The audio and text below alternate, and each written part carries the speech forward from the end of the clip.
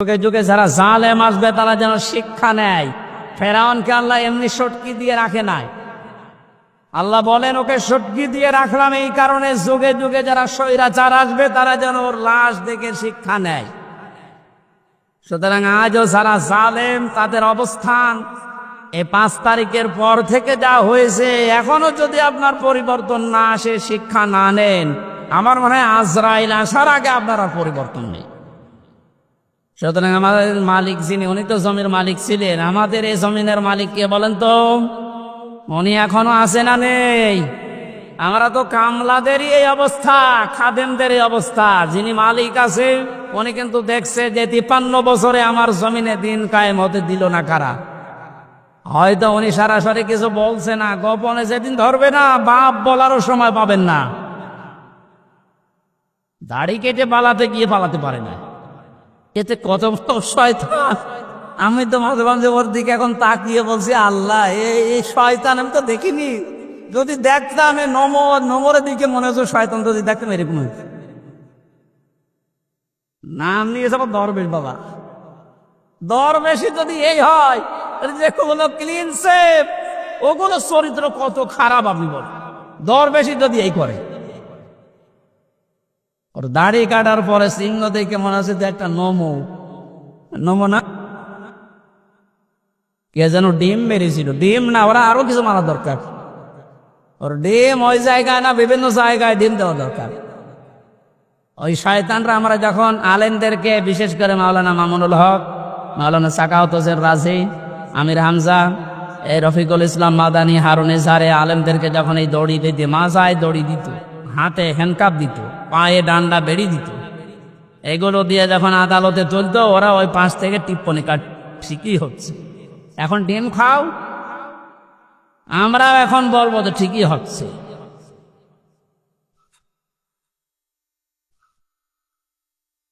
সুতরাং দিনের ভেতরে যেভাবে দলে দলে পালে পালে আজ মানুষ প্রবেশ করতে আরম্ভ করেছে, ইসলামী আন্দোলন এবং একামতি আন্দোলনের এই কর্মীদের ব্যবহারের কারণে আল্লাহ যেন এটা অব্যাহত রাখেন।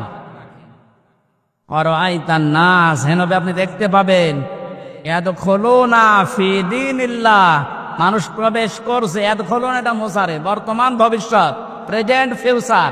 এখন প্রবেশ করবে, দলে দলে সামনেও প্রবেশ করবে ইনশাআল্লাহ। এটা যদি প্রবেশ করে করে এই 20% এখন আছে ইসলামী সেন্টিমেন্টের মানুষ, এই 5 তারিখ থেকে আজকের দিন পর্যন্ত 35% অলরেডি হয়ে গেছে। যেদিন 51% হয়ে যাবে, সেই দিন এই দেশে ইসলাম কায়েম, কেউ ঠেকাতে পারবে না। এই দৃশ্য দেখে অনেক সালেমের এখন গাত্রদাহ কিন্তু অলরেডি আরম্ভ হয়ে গেছে। ওরা তলে তলে ষড়যন্ত্র করছে, না অন্য কেউ আসুক, ইসলাম যেন দেশে না আসে। কিন্তু বাংলার জনগণ যেভাবে জুলুমের শিকার হয়েছিল, এরা কিন্তু অলরেডি বুঝে ফেলেছে যে ইসলাম ছাড়া মুক্তির আর কোনো পথ আমাদের নেই। ইসলামের হাতে যদি দেশটা তুলে দেওয়া যায়, যার সে অধিকার, সে ধর্মের লোক হোক, তার অধিকার সে ফিরে পাবে। এক কথা বলেন না কেন? অতীতের ইতিহাসগুলো আমরা পড়েছি, দেখেছি, এইটা বেশি, এটা আমরা সামনেও দেখতে চাই।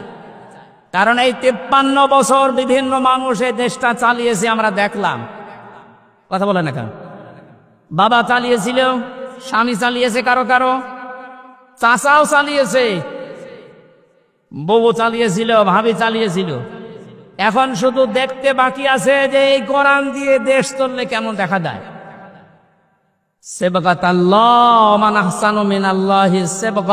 আল্লাহ বলেন, আমি আল্লাহর চাইতে সুন্দর রং পৃথিবীতে কারো নেই। সুতরাং এই রং দিয়ে যদি দেশটা ইউনিয়ন পরিষদ থেকে সংসদ পর্যন্ত চলে, এটা একটা মিনি জান্নাত হয়ে যাবে। মুসাফির অবস্থায় আছি, মাজলুম অবস্থায় এখনো আছি। এখনো মাজলুম নেই, কারণ এই জেলা আমার জন্য নিষিদ্ধ ছিল, আল্লাহ ওপেন করে দিয়েছে। এখন আর মাজলুম নেই। যারা বাধা দিত, ওই জালেমরা, এখন ওই শয়তানরা আমাদের কাছে অনুমতি নিয়ে কাজ করছে। কুষ্টিয়া সহ বাংলাদেশের 64 জেলাতে ইসলামপন্থীদেরকে আজ যারা জালেমের সহযোগী ছিল, তারা ডাক দিয়ে দিয়ে বলছে, হুজুর কি করা লাগবে বলে। কেন? 2 দিন আগে যে উল্টাপাল্টা কথা বলতে, আল্লাহর ভুল ধরতো, এইটাও আমি পেয়েছি, অথচ মুসলমান। আমি কয়েকজনের নাম বললে বলতে পারতাম, আমার মামলার যে আয়ু, এ লোকটার বাড়ি মাদারীপুরে, আসলেই ও মাদারি। এই শয়তানটা আল্লাহর ভোগ ধরে বলতো আল্লাহর এই কাজ করা ঠিক হয়, ওর ইমান আছে? আর ও মরে গেলে ওর জানাজা কিসের, ওর কবরে কিসের, ওর পুড়িয়ে ফেলা লাগবে? ওর নাম মিজানুর রহমান, তাতে কি? নাম তো সুন্দর নাম নিয়েছে, অথচ কাজ পুরা উল্টা। আমি আমারটা বলছি কারণ আমারটা আমি ভালো জানি। আমারে ধরার পরে আমার বাবার কাছে বলে 10 লাখ টাকা দেন, নাইতে মামলা দেবো 50টা। মনে হচ্ছে মামলাও বানাবে। কি বিচার চলছিল দেখেন তো। আর প্রতিদিন টিভির সামনে শয়তান বসে বসে বলতো আমি তো ন্যায় বিচার কায়েম করছি। কিসের ন্যায় বিচার? আমার একটা ঠুনকো মামলা, মানে মুরগি চুরিও না, মূল্য চুরিও না। মুরগি চুরি মুরগি চুরি করলো সর্বোচ্চ 3 মাস জেল হয়। কয় মাস? আর আমার এই ঠুনকো মামলা দিয়ে সিএমএম কোর্ট, জজ কোর্ট, হাইকোর্ট সহ 30 বার মামলা তোলে, 33 বার মামলা তোলে, না জামিন নেই, ওপরওয়ালার নিষেধ। মনে আছে যে আল্লাহ নিষেধ করেছে। কিন্তু হাইকোর্টের একটা বিচারপতি যদি বলে আমার কিচ্ছু করার নেই, তোর ওই চেয়ারে বসার সাথে ভ্যান চালানো ভালো না, এরকম অবস্থায় বানিয়ে জায়গায় আর সব মুখ খুলছে। এই অবৈধ আইনমন্ত্রী যেমন পেছনে দিন দেওয়ার কারণে মুখ খুলে ফেলিস যে আমি কিচ্ছু করি না, সব হাসিনা করতে বলিস, সব এরা মুখ খুলবে। আয়না ঘরের যিনি দায়িত্ব ছিল এই শয়তানটা জিয়াউল হাসান, এর এখন ওই জায়গায় রাখা দরকার।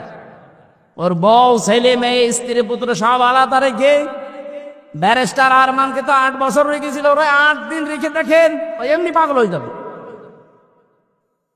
আর ও বলে আমি কি করেছি যে আমার এত কষ্ট দিচ্ছ? কি করেছো তুমি টের পাচ্ছ না? তুমি শুধু ফরিদপুরের এই 4 রাস্তার মোড়ে আসো, কি করেছো তোমার দেখাচ্ছ।